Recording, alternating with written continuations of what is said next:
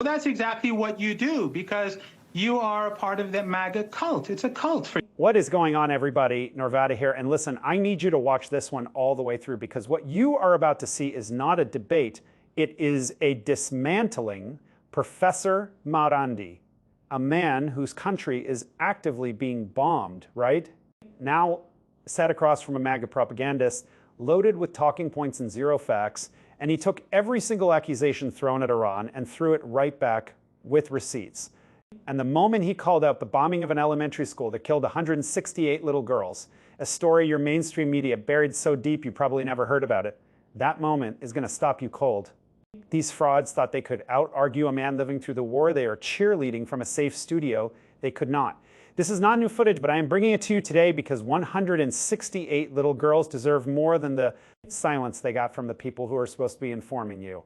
Hit that like button, subscribe to Norvada's Take, and let's get into it. Professor Marandi served as a media advisor to the Iranian regime's nuclear negotiating team. He lives in Tehran and is a de facto spokesman for the regime and joins us now. And, sir, thank you. I want to start with, after 2.5 weeks, the Trump administration says that the Iranian regime has been effectively decimated, in his opinion. Want to get your reaction to that? Well, I'm not a spokesman for the administration, but obviously the Trump regime is putting out propaganda, and we are seeing Iranian missiles and drones being fired in retaliation for this illegal assault on Iranian sovereignty. And as Joe Kent pointed out, this war was carried out based on a lie. There was no threat from Iran. And of course, it was carried out because of pressure from the Israeli lobby and the Israeli regime itself. So it is not legitimate, and that is why Iran feels that it has to defend itself, and it is doing so quite effectively. But between Iran and the proxies that you guys prop up throughout the Middle East, you have attacked a number of U.S. interests, including our men and women in service. You've killed Americans. You killed more than 40 Americans. Hamas killed more than 40 on October 7th that launched the war in Gaza. To say that Iran is not a threat to the United States, I don't buy that. Why do you make that claim? Well, I don't think it's necessary for you to buy it. These are the facts. The United States occupied Afghanistan. What about everything I just said? It wasn't. Well, I'm responding. Okay. The United States occupied Afghanistan for 20 years. The United States illegally occupied Iraq. So when the Iraqi people resist, you cannot blame the United States. When the people of Afghanistan resist occupation, you cannot blame the Iranians. You have to blame the United States, whether in Iraq or in Afghanistan. That's the problem of the regime in Washington, not Iran's problem. If Iran entered U.S. territory and occupied it, you'd have the legitimate right to defend yourself. And so do the people of Iraq and Afghanistan. You can't blame a third party for the resistance of people against occupation. You don't deny that your regime props up international terrorism through multiple different facets, do you? Your regime does that. ISIS was created by your regime. Al-Qaeda was created by your regime.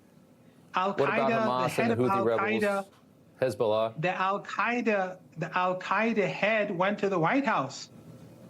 That's the same organization that you tell us carried out 9/11. So how are we supposed to figure out who's a terrorist in this world with your standards? I want to ask you this. Protests in your country are expected to ramp up as we head into the Persian New Year, which is this weekend.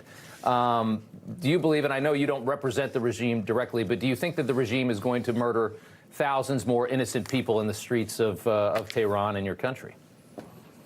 The only regime that is murdering thousands of people is your regime. You're bombing our people. You're slaughtering kids. And then we have videos of your forces killing innocent people in the streets. There's bodies everywhere. We have video of that. That's undeniable. No, your regime bombed an elementary school, murdered 168 little girls, and your regime tried to pin the blame on Iran. And your fake news about Iran killing tens of thousands of protesters has the same amount of accuracy and legitimacy and honesty as your presidents, the head of your regimes, claimed that Iran fired missiles at the school. You're saying that your forces inside the country didn't kill thousands of people that tried to stand up to the regime, as they have done so many times in the past. You're saying that's a complete fabrication. That is your regime propaganda, absolutely. 300 officers of the law, 200 policemen and 100 others were murdered by the terrorists that were armed by your regime. Go and look at channel 14 of Israeli TV, which is close to Netanyahu. They said that the arms were brought in by a foreign intelligence agency, meaning the US and the Israelis, that killed hundreds of police officers. One woman in your country was turning to the right and you shot her in the face. And you say that's legitimate. But in Iran, they killed hundreds of police officers. And you want to pin the blame on the police? 3,117 people were killed. All of them have the ID. They've all been identified and named. And agents from abroad armed people who are responsible for these deaths. You cannot blame Iran for something that your regime carried out. We know, everybody knows that you don't believe any of the things that you're saying. I mean, it's obvious there. Is it hard to continue propagandizing for this regime? I know you don't care what I think. I mean, I understand that, but it's like saying the sky is red. The sky is not red. Well, that's exactly what you do, because you are a part of the MAGA cult. It's a cult for you. Joe Kent, he's not your hero. I didn't put him in power. Yeah. Joe Kent, I didn't put him in power. No. Your president did. He is saying exactly what I just told you. So if I don't believe what I say, then obviously he doesn't believe what he says. He said a very, very small fraction of what you just claimed, which is quite a bit of things. Let me ask you this: you just told me that I don't believe.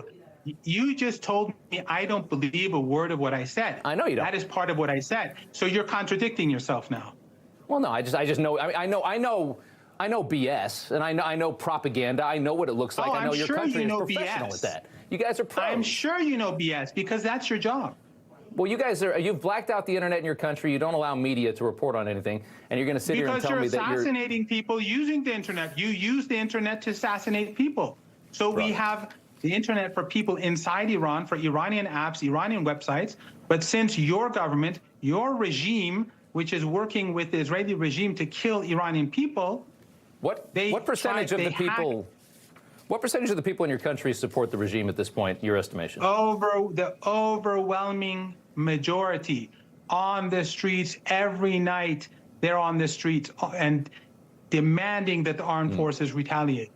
Your propaganda, your regime propaganda, is deceiving a segment of American society. But the reality is getting through to the international community. People across the world are seeing what your regime is doing to my people, the murder that your regime is carrying out, and history will remember the role that each person played. Everything that I said is true, but everything that you say is Trump regime propaganda. Let us talk about what actually happened in that exchange, because this was not two people disagreeing about politics. This was one man stating documented facts and another man discovering in real time that he had no answers to any of them. Start with the occupation argument, because this is the one the American political establishment has spent decades trying to make undiscussable.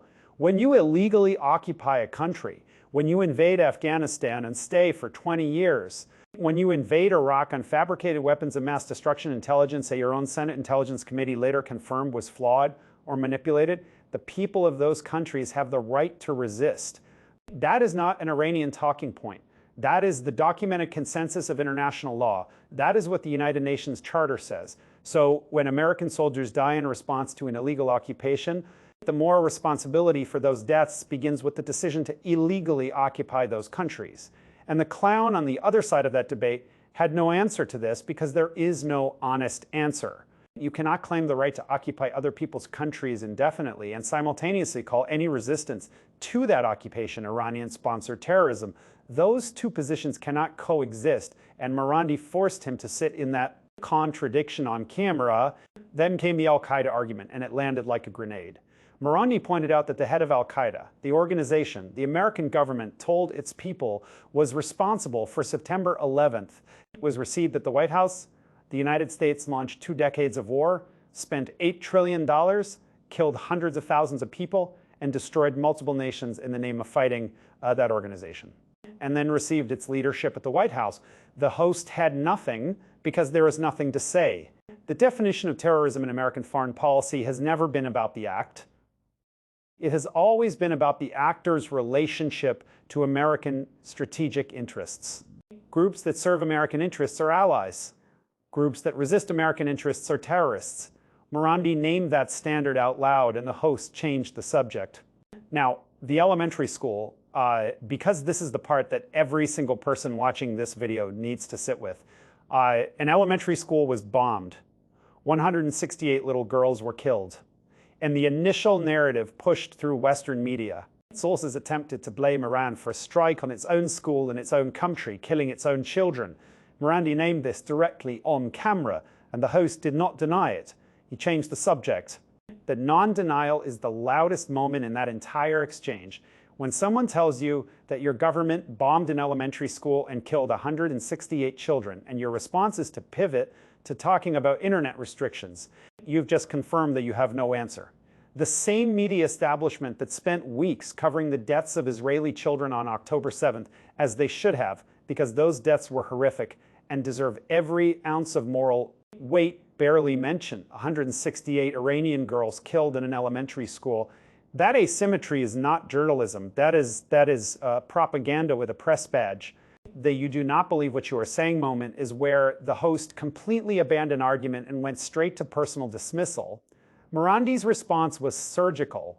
He pointed out that Joe Kent, a member of Congress appointed to power by the same president whose policies the host was defending, had made essentially the same arguments about this war being driven by Israeli interests and not serving American national security. So either Joe Kent also does not believe what he says, or the propaganda accusation is completely empty. The host had no response, because when your own side's elected officials are making the same arguments as the person you are calling a propagandist, the accusation collapses into itself. Here is what this video is really about. The man being dismissed as a regime propagandist was making arguments backed by documented evidence: illegal occupation, international law, the al-Qaeda White House reception, the elementary school bombing, Israeli television reporting on foreign intelligence agencies bringing weapons in. The man accusing him of propaganda could not refute a single specific claim with a single specific fact, not one. That is what propaganda actually looks like when someone refuses to accept its premises and demands evidence instead.